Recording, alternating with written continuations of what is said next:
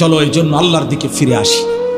ইল্লা মান তাবা ওয়া আমানা ওয়া আমিলা সালিহান, আল্লাহ বলে যে গুনাহ ছেড়ে দিয়ে তওবা করলো, আমি আল্লাহকে বিশ্বাস করলো এবং পুনরায় আবার নেক আমল শুরু করে দিল, ফাউলাইকা ইয়াদখুলুনাল জান্নাহ, আমি আল্লাহ ওয়াদা দিলাম, আমি আল্লাহ তাদেরকে জান্নাতেই ঢুকায় দেব। ওয়ালা ইউজলামুনা শাইআ, কোনো জুলুম করা হবে না এক বিন্দু। অর্থাৎ পেছনের গুনার জন্য আমি লজ্জা দেব না, বরং তওবা করার কারণে, ফিরে আসার কারণে, নতুন করে আবার নামাজ সেজদা বন্দিগি পাক পবিত্র জীবন চলার কারণে এখন থেকে নিয়ে বাকি জিন্দেগির আমলের বরকতে জান্নাত দিয়ে দেব।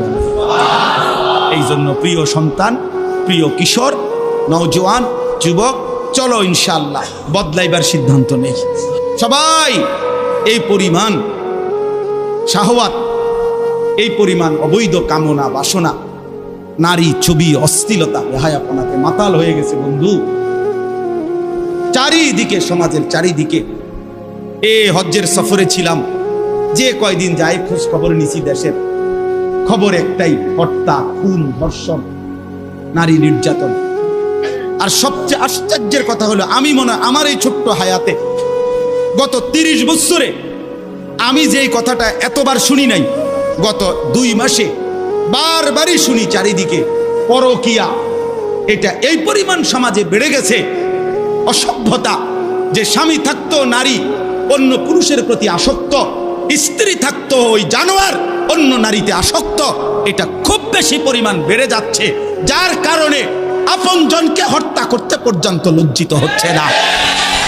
এর চাইতে বড় আশ্চর্য, আশ্চর্য বাংলাদেশে এর চাইতে বড়, এর চাইতে দুর্দর্শ হত্যার ঘটনাও 2 দিনে কি হয়ে যায় খবর বোঝা যায়। কিন্তু এখানে কেন বোঝা যাচ্ছে না?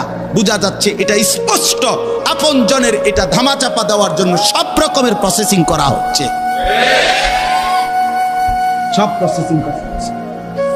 অসহায় ইমাম মুয়াজ্জিনকে বেইজ্জতি কেউ করতে পারে নাই, কোন আলেমে দ্বীন ইনশাআল্লাহ বেইজ্জতি হবেও না ইনশাআল্লাহ। মনে রাখে, মনে রাখে।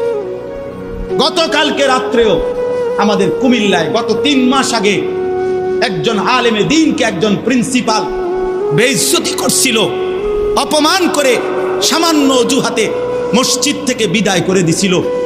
ওই কলেজের ছেলেরা গতকালকে রাত্রে ওই মসজিদের ভিতরে ঢুকাইয়া 9 ঘন্টা আটকাইয়া তার হাতে ছাত্রদের উপস্থিতিতে তারে পদত্যাগ পত্র দিয়া ঘাট ধরে কলেজ থেকে বের করে দিছে। আল্লাহ তাআলা বেইজ্জতি করে দেখায় দিছে। ছাত্ররা বলছে, স্যার সই দেন, আপনারে 50 টাকা দিব।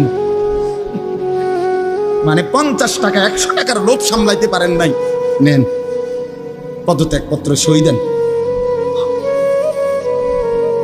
এজন্য দোস্ত, নারীর আসক্তি, জিনা, ব্যভিচার, পরকীয়া, অসভ্যতা, যুবক ভাই তোমরা বাঁচতে হবে। নওজোয়ান, আল্লাহ যদি হায়াত দেয় তোমগরে, আগামী সময়টা তোমরা তো পৃথিবীতে থাকতে হবে। এই সমাজ, এই দেশ তো আলাদা করতে পারতা না, তুমি তো এই জমিন ছেড়ে দিতে পারতা না বন্ধু। সম্পদ যদি হয়, তোমরা সব ছেলে তো একসাথে চাঁদের দেশে যাইতে পারতা না, আরেকখানে যাইতে পারতা না। এই সমাজ নিয়ে বাঁচতে হবে, এই দেশ, এই মাটি, এই এলাকা নিয়ে তো তোমাদেরকে বাঁচতে হবে ভাইয়া। তাহলে এই সমাজ যদি তোমরা এভাবে নষ্ট করে দাও, তোমরা যদি সবাই বেনামাজি হয়ে যাও, নারী ছবি, মোবাইলের অস্থির দৃশ্য ছাড়া যদি তোমাদের রাত না কাটে, দিন না কাটে, আগামী 20 বছর তোমরা সমাজ, তোমার অঞ্চল, তোমার ঘর পরিবার নিরাপদ থাকবে কেমনে? বাঁচবা কেমনে? চলবা কেমনে? চলবা কেমনে বলো ভাইয়া? 9 বছরের বাচ্চা মেয়ে যদি নিরাপত্তা না পায়, আমার সমাজ কি পরিমাণ অশান্ত হয়ে গেছে। হ্যাঁ, কেমনে বাঁচবা ভাই? তোমার